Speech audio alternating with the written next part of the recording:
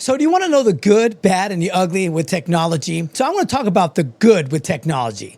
Right now, everybody's got a GPS. Everybody's got one in their car, got one on their phone. You can even walk and find where you got to go. You can ping somebody and give them the directions from where you're at.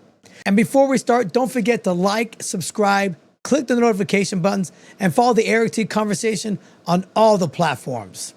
You'll be glad you did.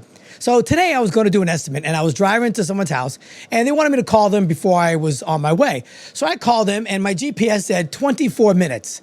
Now, I could have very easily just said 25 or 30 minutes, but I said 24 minutes, like the exact time that was on there that I was going to arrive. And I realized that's what we do now. We tell people we're going to be there in 13 minutes, 17 minutes, 21 minutes, 53 minutes. Back in the day, before we had all this technology, it was like, I'll be there in 20 minutes. We knew exactly how long it took to get somewhere. Remember those days? You knew how long it took to get to your friend's house in Orlando. You knew it took an hour and 10 minutes, hour and 15 minutes. Took a little bit of short distance. We all knew that. But nowadays, with GPS, we can give somebody the exact time we're going to show up at their house or at the party or at an event. We know exactly to the minute. So I was thinking, when I started doing estimates like 20 years ago, I didn't have a GPS. I used MapQuest. I know a lot of you probably use MapQuest in the day. So what I would do was I had like 6 or 7 estimates in a day. I would go from one house to the other, and I would put it in a computer in MapQuest, and I would put it in, and I would have one address to the next, and then from that address to the next, and so on. So sometimes if I had 6 estimates, they're all in order where I was going to go and how long it'd take me to get there. But occasionally somebody would cancel, or they had to move it, or something like that would happen, and it would throw off the whole schedule. So I'd have to go and figure out how to get from one person's house to the other. And when I did that, a lot of times I was in Orlando doing it. So I remember one time I actually had to stop at a 7-Eleven and grab a map, like an old school map. I opened it up, and you know what? I was able to find where I was and where I was going to go and the roads I needed to take. And then I thought for a minute, I'm like, can Gen Z do that?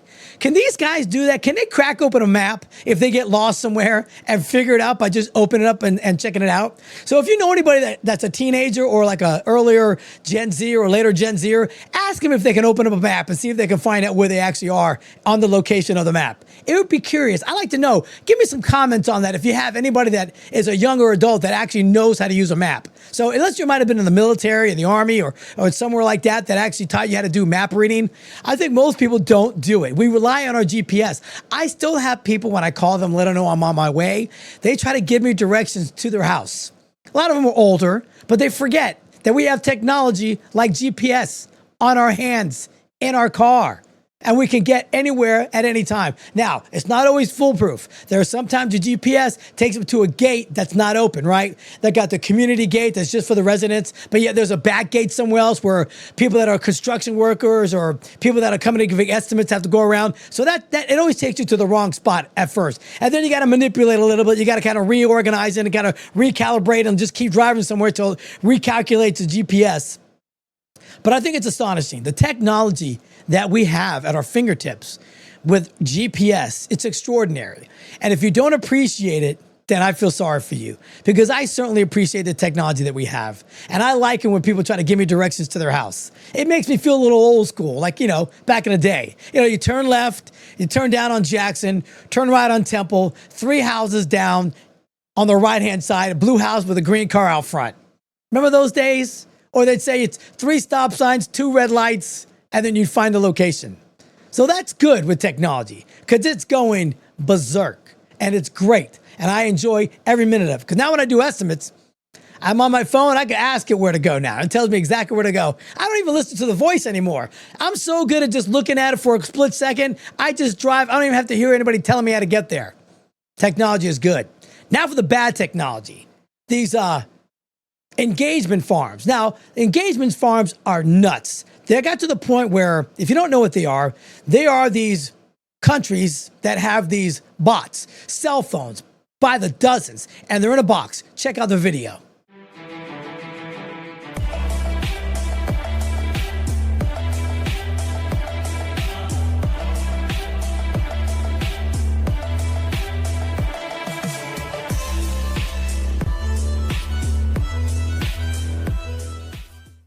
And what they are when they're in there, they line them up in a daisy chain, they put them all together, and then they're monitored by one single computer, all these cell phones. And that's what they're doing to manipulate engagement on your social media platforms. So if you take a look at all those social media platforms out there and you realize that sometimes I lose followers, sometimes I gain a lot of followers in one day, they're probably bots. Right now, statistically, they're saying about 40 to 50% of the engagement on social media sites are bots. And not like a robot, but somebody actually manipulating the algorithm with their cell phones. If you're on social media on one of this platform or Facebook or something else, and you get, ratted out and turned in for whatever community guidelines, it's probably the bots that are turning you in. And they turn you in by the tunes of thousands all at one time. So these political parties, okay, and special interest groups, they have these things set up so they can manipulate the social media. So my question for everybody out there is, would you be willing to give a facial recognition and upload your ID to clean this out? That's a big question. Now, everybody likes privacy. Everybody likes security. Everybody's really leery about giving the government your ID or something like that. Now, you certainly may not want to do it to this platform or maybe Facebook or whatever because, who owns it. But maybe down the road, if we get some more security checkpoints in place, would you be willing to do that? I think I would be willing to do that. I would be willing because people don't realize at this point, they know who you are. If you've ever been to Walmart, they got facial recognition. You ever been to a bank, they've got facial recognition. Like that guy that was throwing rocks at the ICE vehicles 2 months ago in California. He had a mask on and everything. They found out who that dude was. Just from a grainy video, they found out who the guy was. So if you're concerned about your ID getting taken, they already have it. That's a news flash. They already have it. And if you don't think they have it, they got it. So my question is, are you willing to give up your ID and facial recognition to open up an account on a social media platform so you know that you're an actual person that is operating that account? I would. I think it's unfair that we're getting manipulated by robots, bots, if you want to call it that, or people that are paid to manipulate algorithms, that you can pay for subscribers, pay for followers, pay for engagement. A lot of people do. If you ever notice somebody's got a lot of followers, but they don't have a lot of engagement, a lot of comments on their social media, that's typically from the bots because what they do is these companies pay, you can pay for 10,000 subscribers, 20,000 subscribers, and so on. And then you get them, it shows you've got 20,000 followers, but then you make a comment, you don't have anybody commenting. Nobody really likes it. And that's a dead giveaway. So you got to look for that. When you see people that have that type of content up there and that many followers, they're probably fake. That's just from my experience. So a lot of these social media platforms have, 1.5 million, 2 million followers. Yeah, a lot of them are probably legit, but a good percent of those followers that are on their Instagrams, on their TikToks, and their Facebook platforms are probably fake. But if you see that video and you see how they manipulate and do it, it should be eye-opening to everybody in America, around the world, that social media is great. But at one point, do we give up our identity to try to make it more secure? I think it's about that time. I think it's time that we get real, actual people that are on our social media sites that are actively engaging in our content. Because if we don't clear it up now, it's just going to get worse. This wasn't like this 10 years ago. Now, the farms are unbelievable. They've got rows of cell phones, stacks of them. You can even order these online, packs of 20, packs of 50, pack of 100. They'll box them up and they'll ship them to your house. You can load them up and you can have your own bot farm. I think it needs to stop. It's nothing pure about that. Social media, as tough as it is sometimes to communicate with people, and you get threats, especially doing what I do, and you get people coming after you and calling you names and harassing you. When you go live, it's always the same types of people that hit you with the same comments all the time, calling you a liar, calling you a bootlicker. It's all those. And I truly believe those are the algorithm people that are manipulating with bots. I don't think they're actual true people, because really humans aren't really that nasty. There are some crazy people out there. But I think for the most part, the majority of us kind of like each other. We may disagree on certain points. We may not get along on all of our political points or our social issues, but we're all kind of Americans, right? We all do get along for the most part. I mean, like I say, I use the example of going to a gym all the time. You go to a gym or workout facility, there's all types of people in there. There's short, fat, skinny, black, white, all kinds of people in there. And I've never had a problem asking somebody if I can work in with them. No one's had a problem asking me. Girls ask me. I've asked girls. Tall guys ask me. Short guys ask me. I've asked all kinds. I've asked people of different colors and races, can I work in with them? Or how many more sets do you have? It's just being polite. That's the gym culture. If you go to a gym, you can see what the real world is actually like. It's amazing. You'll see everybody at a gym. And I always use gym as an example because everybody's in there. Fitness is for everybody. It's kind of weird to say that, but it is. Fitness is actually for everybody. So I hope everybody starts understanding that these social media platforms are getting manipulated by these bots. And the more we start exposing it, and the more we start telling people about these things, the better off we're going to be. Because maybe it's not that angry lady in Southern California that's call me the F word and call me a liar and call me all his names. Maybe it's some dude out of Bangladesh doing it, banging on a keyboard with 45 cell phones in front of his face. Just maybe. And Donald Trump just signed an executive order against burning the flag. Now, before you all freak out about that, I'm 100% for it. And I'm going to tell you why. I get it. Burning the flag is a symbol of free speech, correct? It's freedom of expression. And it should be protected under free speech. But there comes a time where there's something about the flag that is just wrong. You could say something to somebody or say something to a police officer and it's protected speech. But burning the flag is a symbol for so many millions of people.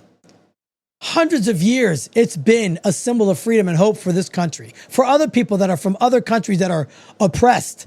And they see the stars and stripes, they see the American flag. It gives them a sense of pride and hope. And I think we need to stand by that and protect that as much as possible. So Donald Trump's signing this executive order today, and he's going over kind of the things that is about it. And he's going to explain exactly what it is. And it's not taking your freedom of speech. I think they wrote it pretty accurately. Check it out. This is an executive order on flag burning. It charges your attorney general. Would you listen to this? This is very important. Flag burning. All over the country, they're burning flags. All over the world, they burn the American flag. And as you know, through a very sad court, I guess it was a 5-4 decision, they called it freedom of speech. But there's another reason, which is perhaps much more important. It's called death. Because what happens when you burn a flag is the area goes crazy. If you have hundreds of people, they go crazy. You can do other things. You can burn this piece of paper. But when you burn the American flag, it incites riots at levels that we've never seen before. People go crazy. In a way, both ways. There are some that are going crazy for doing it. There are others that are angry about them doing it. Do you want to discuss that? Sure. So what the executive order does, sir, it charges your Department of Justice with investigating instances of flag burning, and then where there's evidence of criminal activity, where prosecution wouldn't fall afoul of the First Amendment, and instructs the Department of Justice to prosecute those who are engaged in these instances of flag burning. So it's against inciting violence. If you watch any videos, people are burning flags in protests, lighting things on fire. You'll notice as soon as that happens, the crowd gets riled up. They get more out of control. It's like pumping, awesome music at a concert. Once that song that everybody likes to come on, everybody starts jumping. It's like playing House of Pain, jump around.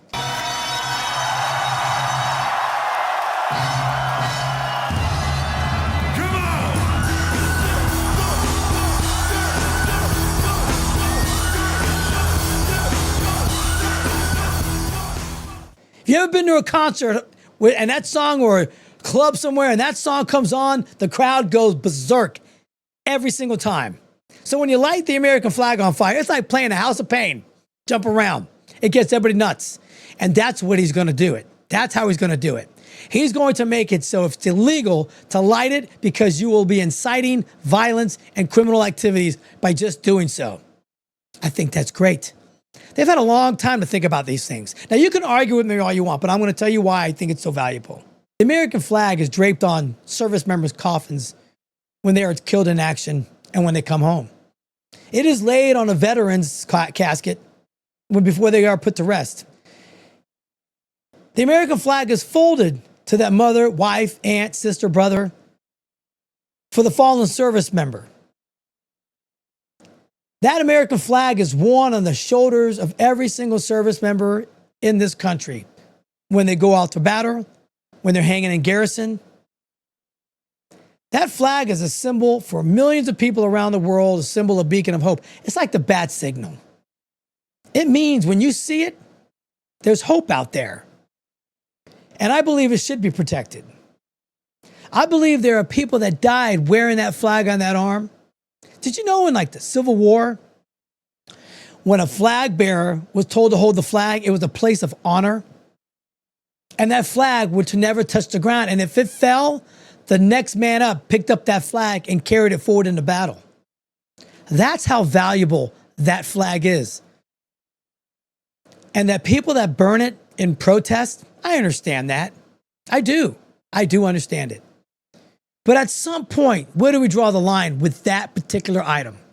You can't go to any other country, except for maybe Canada, some country like that, and burn their flag. Try burning the Chinese flag in China.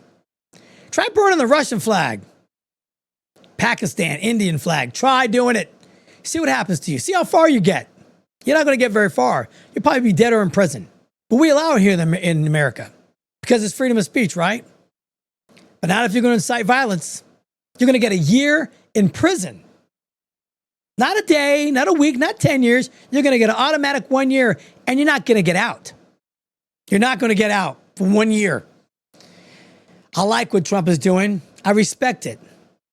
I think he's in the right direction with our country. We have to get pride in our country again. We have to the place where this is honorable to be in this country, where we realize that we just all get along. They manipulate us day in and day out. Elizabeth Warren, look what she posted. She posted a thing saying that Donald Trump is getting rid of the Department of Education. That means it's going to be for larger class sizes and people aren't going to get the education that they need. She's lying to you. She is lying to you. The Department of Education doesn't do that. They don't deal with class sizes. They deal with racial discrimination, things like that, social injustice programs. They don't have anything to do with class sizes. And she knows that because she's a freaking senator. She knows that, but she's lying to you. Why? Because she can. And she likes to manipulate everybody else and tell them they're all lying. They're telling the truth and go after Donald Trump. This woman is absolutely misguiding everybody that's listening to her about the Department of Education. It does nothing for state education. It does nothing for it. Each state should have their own education system, and they should do it on their own. Get the money from the federal government, and every state should handle their own education. That's why it needs to get rid of. The Board of Education is a joke. They spend tens of millions of dollars every year on what? On what? It's not going to the classrooms. The United States is terrible in education. We're like one of the last countries in education. What have they done? It's gone down dramatically. I mean, look at the bar graph. You can see from 1979, America was doing very well in education.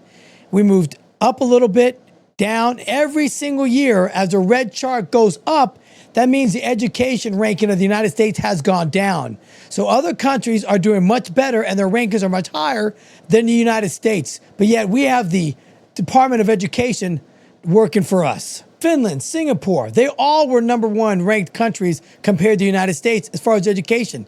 Even South Korea climbed to the mid-pack in 1980 to be consistently a top 5 in education. And you can see on the graph from 1980, about $57 billion. By 2024, it's reached nearly $268 billion. The overall trend shows a steady climb with leveling in 2000, 2010 before another increase recently on education. Our country is spending a ton of money and we are ranking almost to the bottom. And the reason why we have such a drop is pure bureaucracy. Critics argue that the education added layers of federal rules without solving any local issues. U.S. schools depend heavily on local property taxes, creating large gaps. Cultural and discipline issues, attendance, behavior, and family structure challenges all play a role in education. Focal shift on education, emphasized on standardizing testing, especially after the No Child Left Behind thing that we had in the early 2000s. It hasn't improved a single child's education performance at all. Just check out these numbers. In 2022, the United States education system, reading, we were 17th. In science, 18th. In math, Guess where we're 37th out of 81 different countries. China, Shanghai, Singapore, South Korea, and Finland constantly dominated us in all of those categories. So what is the U.S. Department of Education doing for us? Not a whole lot. It's better to get that money sent directly to the states so they can create their own programs that are better for those states. Every single state is different. Do you think West Virginia has the same needs and wants as California does? No, they don't. That's why our forefathers set up states the way they do. They knew there was going to be differences from state to state.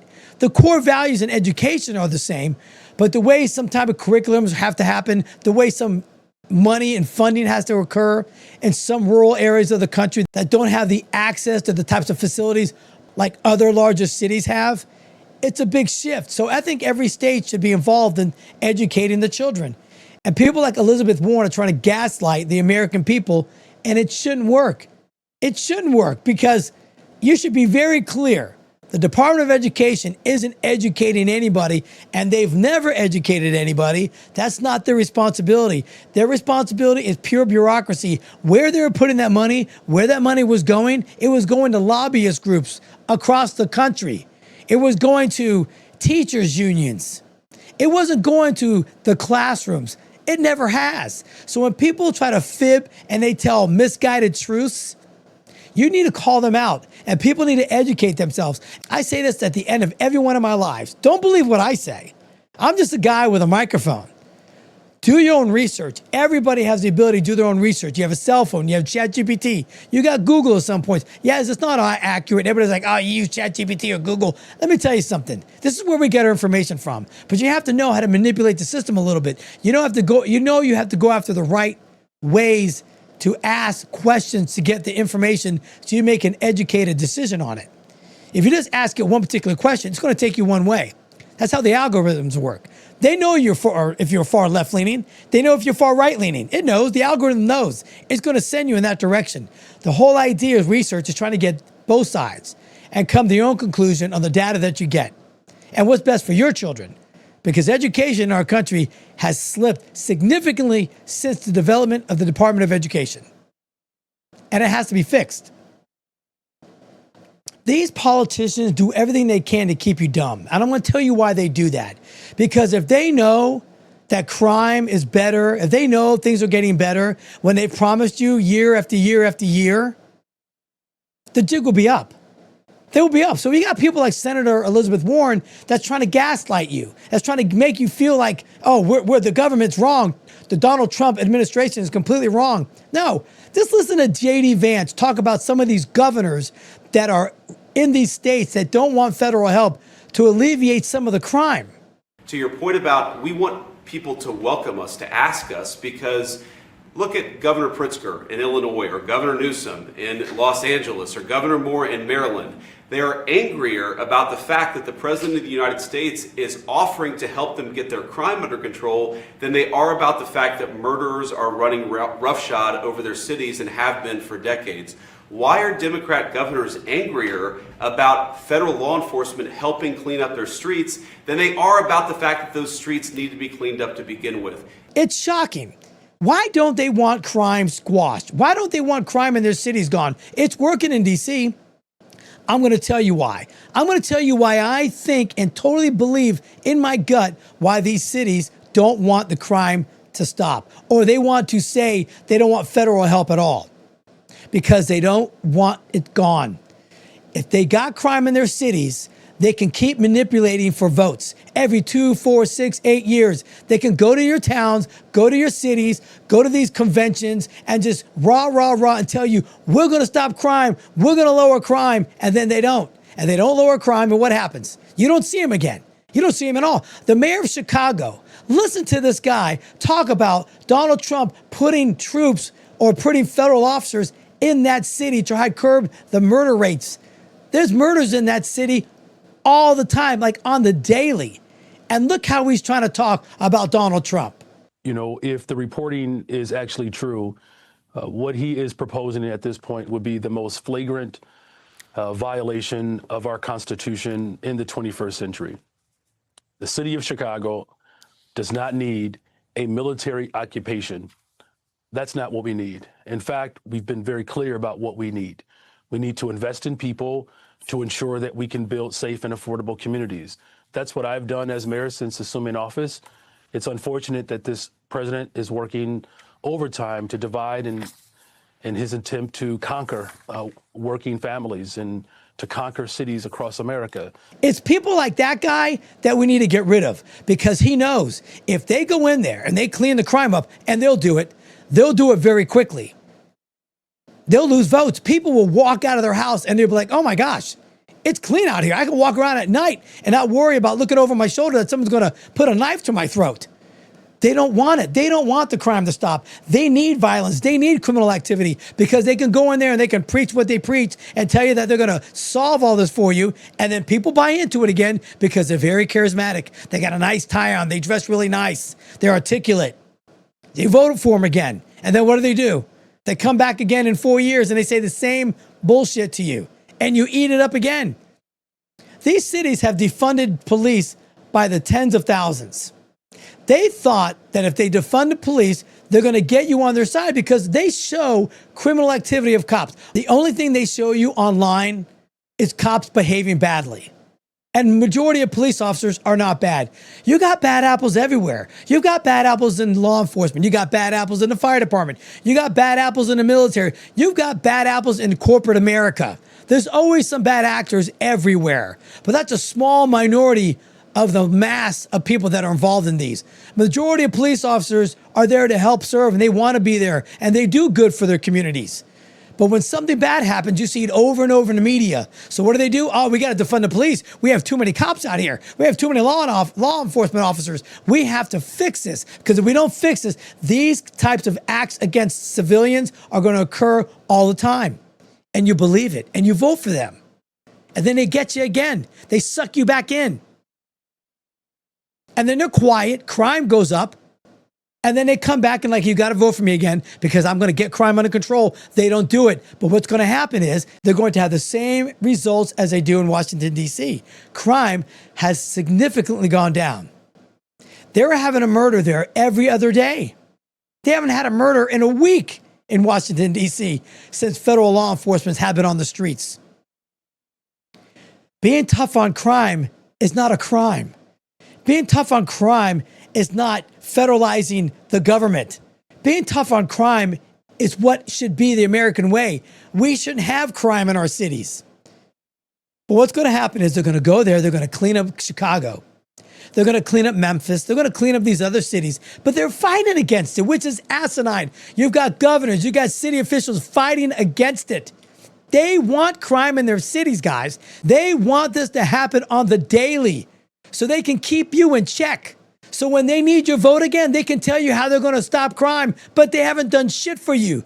Wake up, America. These guys aren't going to stop crime for you. But Donald Trump is going to do it with his administration. They've got the manpower, and they're going to clean up cities one after the other, and they're going to show the American people that you've been bamboozled and you've been hoodwinked to believe that these politicians that are running these inner cities care about you. Yeah, then they say, well, the red states have all the crime. But yeah, look at the statistics. Every one of those cities that are ran in a Republican state are ran by a Democrat. I think there's an exception of one Republican, but he just became the mayor. He just took it over from a Democrat. All the cities are ran by Democrats in the red states that have the most crime.